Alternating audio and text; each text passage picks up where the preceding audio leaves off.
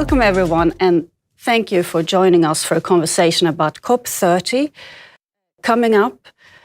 And it's now 10 years since the Paris Agreement, and at this COP, ambition and implementation will be the focus. And with me today, I have a panel of experts to discuss why the ambition is so important and how partnerships can work as a way to actually accelerate implementation. And also, what would be a good outcome of COP this year when it's more urgent than ever to speed up the transition. So let me introduce our panel. Mattias Flumeri, Climate Ambassador of Sweden and Chief of the Delegation to the UNFCCC. Annika Ramsköld, Head of Sustainability at Vattenfall, and Helle Herk Hansen, Head of Environment at Vattenfall. Very welcome. Thank you. Thank you. To set the scene, let's start with Annika. Why is the ambition and the climate targets for the European Union for 2040 and 2035 so important at this time?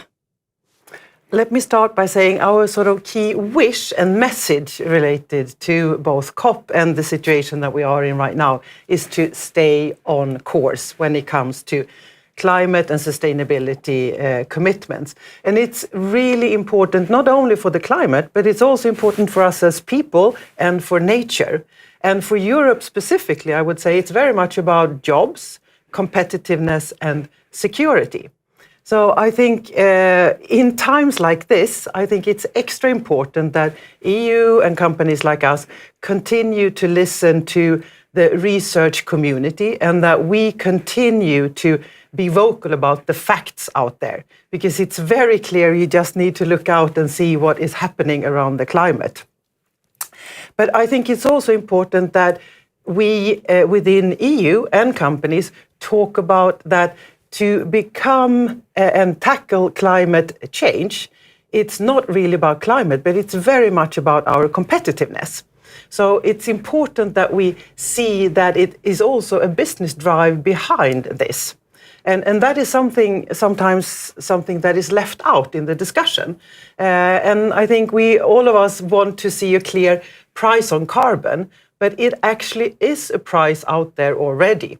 It can come in different forms and shapes. In some areas, it comes like a carbon price or a carbon tax. It can also be like a traded certificate, or otherwise it comes as a cost just to adopt to the causes or the things that are happening due to climate change. So I think there is a clear drive around that. But specifically, like you said, about competitiveness, if I want to drill down to that in EU a bit more, what we sometimes forget is that for us to compete in a fossil-based economy is not the way forward. We, to a very large extent already today, we depend on fossil energy. And the thing is that 90% of what we consume in EU is imported. And of course, then, if we are to compete with other regions that have the fossil energy in abundance domestically, of course, we are at a price disadvantage. And if I take one example there, if we look at the gas prices and compare the gas prices in Europe versus those in the US, they are 4 to 5 times higher. So it definitely comes with a price.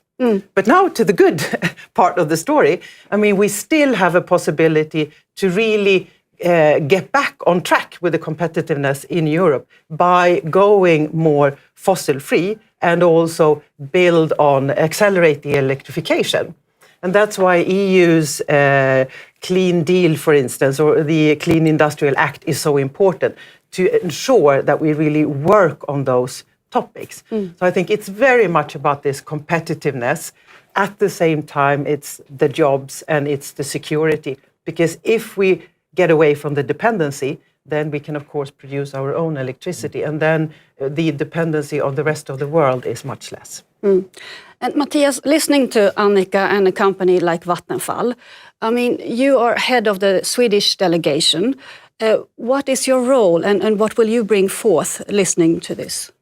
Could I first maybe just pick up on a point which Annika made Sure. in terms of electrification? I was at a meeting with EU colleagues just last week, and one of the business representatives in the meeting said, "You shouldn't be climate ambassadors. You should be electrification ambassadors." Right, yes, that's what we want to hear more about. That was an Thank interesting you. perspective in the approach. No, so, I mean, my role is to lead the Swedish team at the negotiations, but of course our work is continuous all day, all year round. And in trying to encourage more countries to be even more ambitious when it comes to the transition to net zero. And I think many of the points which Annika made sort of fits very well with the kind of key messages that we've been putting forward for the past couple of years in terms of, from a Swedish perspective, being urgency and opportunity. Urgency built based on the science. We know what we need to do. We need to reduce emissions by 43% by 2030. But we also see the opportunities in the transition in terms of what Swedish companies can bring with solutions that can accelerate the transition to net zero. So that's really the kind of approach that we want to bring to the global level, of course also to the EU level, in highlighting that the solutions are available. And I guess we'll come back to that, but for this year in particular, this is the third time where now all countries are expected to update their nationally determined contributions or their national climate plans, which will be our key ask for COP30 to ensure that we have a negotiated outcome on on the nationally determined contributions. And here again, making sure that we deploy the solutions that we know are available across a range of sectors, and being a partner to countries globally in accelerating their transition as well. So talk about NDCs and the details. What messages, Annika, is, what would you like to, say to Matthias that these are really important for Vattenfall and the industry of Europe to bring forth? I think you have already mentioned that. Of course, it's about the NDCs. We need to secure that the different nations and regions now really hand in NDCs that are in line with the 1.5 degree targets for Paris. So that's very important. You also talked about deploying all those fossil-free solutions that are out there. That's very important. And I think that's where, of course, companies, and I'm hoping the companies present there actually show that it's possible and the technology is there. It's more that you need also to get the incentives in place to really do that. But then it's also about the carbon price that we talked about earlier. Important to get that a global price so that we expand the carbon markets globally. But what I also feel, having been taking part of a number of the COPs now, is that it started off by being very much a climate topic, but these days it's a much broader topic. It has to be just an inclusive transition for both us as people and for nature, because otherwise it won't happen. And that means that we also need to balance the needs between different regions and countries and sectors, etc. So that is a very important piece as well. Not an easy one, but I know that's one of the things you work a lot on. And also, we talk about the focus here, of course, at COP is climate change. But as you mentioned, Annika, climate is becoming, more intertwined with environmental issues like biodiversity. Can you explain for us how you see this, Helle? Yes, definitely. So, safeguarding biodiversity and climate change is a core part of us actually reaching our climate targets. Nature provides the largest carbon sinks, so oceans, forests, wetlands, and we are really depending on the fact that we protect nature, that we avoid deforestation, and at the same time as nature are helping us stabilize the climate change happening. Climate change is also impacting nature and biodiversity. We're losing species at a rate we've never seen before, and that that's the foundation for our life-supporting systems: medicine, food, clean air, water, etc. So you can no longer talk about just climate. You really have to include nature, climate, and social aspects when we discuss climate targets. Yeah. And you sometimes mention circularity as a key way to actually, work with all environmental issues. And what is circularity? Yes. So you can say today we have an economy where we, take materials, we make some of it, and we throw them away. It's a linear economy. Circularity, you keep materials in the loop, and if you look at the our greenhouse gas emissions, 50% of global emissions derives from material-related processes. So extraction, manufacturing, etc. We need to tackle, that amount of emissions as well. And one of the ways to do it is, of course, extending lifetime, secure that we manufacture things that has a high quality, but also that we rethink how we design and that we reuse the materials that we already have locked in the system. So that's actually circularity. And I guess you talk a lot here about also partnerships throughout the value chains, and perhaps we could look into some of the examples on how we can actually work in partnership to also accelerate implementation. Now, and I think maybe start, sometimes there is a question, why all this talk about partnerships? But I mean, the reason for partnerships is very much that by working together, then we can start sharing risks, investments and knowledge. And it's really by doing that sharing that we can speed up the development. And I think one of the most known examples that we have at Vattenfall is the collaboration between SSAB and LKAB, so between the steel and mining company, to produce fossil-free steel in the hybrid plant. That is one that we had 3 different industries going into a joint venture, and we actually succeeded in developing and getting the pilot plant in place on time, on budget, and actually able to move forward even quicker than we initially had thought. So that's a very good example. And that's large companies. Then we have smaller companies that we work with, more startups like Semvision. They want to produce the fossil-free cement. And also here we help them in different way. There we have a collaboration where they can test their recipes in our laboratories up in Älvkarleby, and we are now also in the midst of signing contracts so that we can start applying that into our projects. So those are examples, and maybe I don't know to what extent some of you have been very observant, but we had a press release yesterday related to exactly this. We are now ordering the world's single largest fossil-free component, which is a dam hatch or a dam gate to one of Vattenfall's actually largest hydropower plants.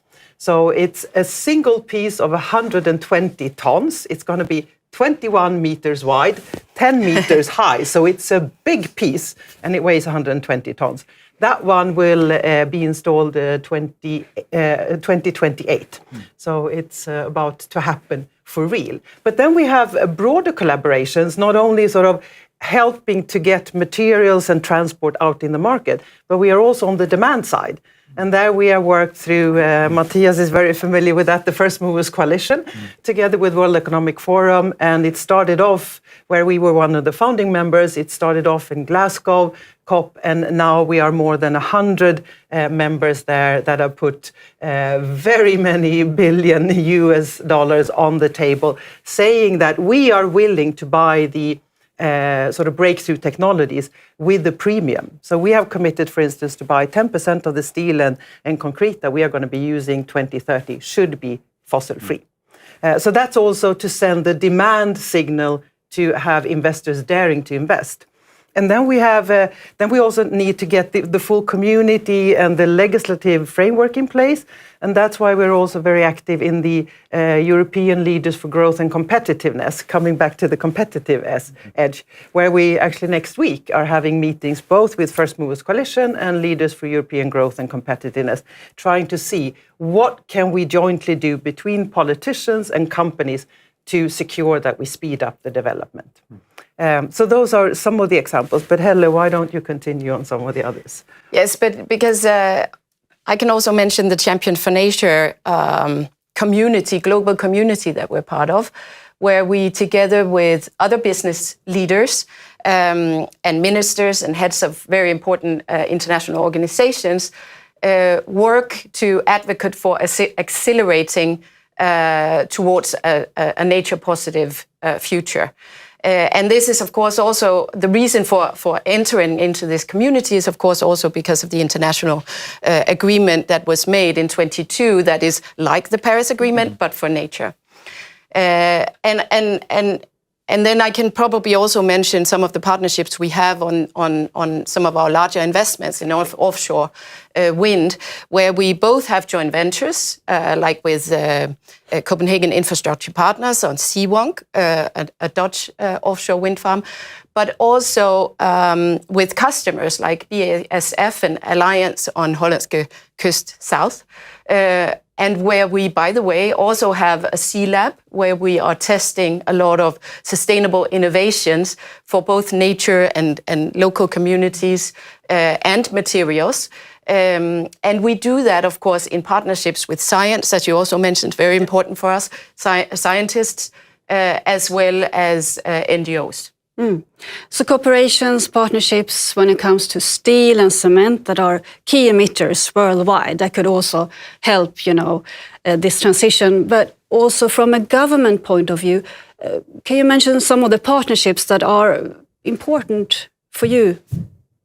Well, I mean, we were actually a government partner, as it's called, in the First Movers Coalition. So we're part of that as well. And seeing, the kind of results that Annika is presenting, I think are such a great example of that kind of collaboration. And we are also leading, together with India, something we call the Leadership Group for Industry Transition, which we launched in 2019. And we're bringing together some 20 companies and 20 countries, focusing also very much on decarbonization of hard-to-abate sectors such as steel and cement. We just recently assumed the chairing role of something we call the Global Carbon Pricing Challenge, where we will be working exactly as Annika was saying, also on encouraging more countries to adopt carbon pricing mechanisms. We're also working through something we call the Coalition of Finance Ministers for Climate Action, where one of the strands is also focusing on carbon pricing, but also more broadly looking to how ministries of finance can be engaged in the transition to net zero, and what kind of policies, what kind of budget decisions would be useful to accelerate the transition in various types of countries. So there are a number of these kinds of initiatives where we are engaged as well. Because we see them as an additional platform or additional platforms in relation to the negotiations within the UNFCCC, for example, where we can highlight results and showcase sort of best practice and, again, the solutions that we know are available in order to share those broadly with other countries. You mentioned India, for example, as an important partner. And given that the US seems to leave the Paris Agreement, unfortunately, in January, is it more important than ever to team up with like-minded partners? And which other countries do you think about when you talk about carbon trading and emission trading systems? What are the opportunities for Europe to link up with other parts of the world? I think that's really one of the sort of the great stories about the work that we're doing, that there are so many opportunities actually to do those kind of connections. And I mean, you mentioned India, obviously China as the world's largest emitter, but also one of the world's largest economies. I mean, and we're seeing an increasing interest from both the Chinese side to work together with us as Sweden and the EU. So sort of trying to accelerate those kind of partnerships and highlight how we as large economies can be working together, both sort of to decarbonize our own economies, but then of course also working in partnership with other countries to support and work with them to accelerate their transition. So, I mean, the G20 countries, they account for 80% of global emissions. So if we are to be successful in limiting temperature rise to 1.5, obviously the G20 are also key players in achieving that kind of target. And also then key players in terms of the countries that we want to collaborate with. So we're trying to strengthen that kind of collaboration, both from a bilateral Swedish perspective, but also then together with EU partners in order to accelerate the transition. And again, highlight the solutions that we know are available. This is so interesting. And I like to ask a final question regarding the outcome and what you hope for. If you would try to be short and like mention your dream outcome, what Annika, if you start, what very short, what do you hope to see from this COP? I think I said it already in the beginning. My dream is that the NDCs that are now handed in will actually keep us at 1.5 target level. That would be my big wish. And of course, then that the companies are backing up by stepping up and deploying the technology that is there, and that the governments are also then supporting this to happen. Well, from my perspective, it's also on the NDCs, and I think we'd like to see an outcome sort of in two tracks. On the one hand, an outcome where we agree to have a process within the UNFCCC where we annually come back to implementation of the NDCs, and so working together to support each other in implementation of the NDCs, hopefully then being able to overachieve the targets that we've set. But also a second track where we encourage all countries to deploy the solutions that we know are available. Just as an example, we shared a letter signed by our Minister for Climate and Environment and our Minister for Trade and Development a couple of months ago, where we outlined solutions across a range of sectors, where taking those solutions and actually putting that in a decision text, saying these are the solutions that we know are available. Feel free to use them, and by doing so, we know that you will be able to accelerate implementation of your NDC and hopefully overachieve your target. So hopefully we'll get an outcome in those two tracks, which will help us to secure 1.5.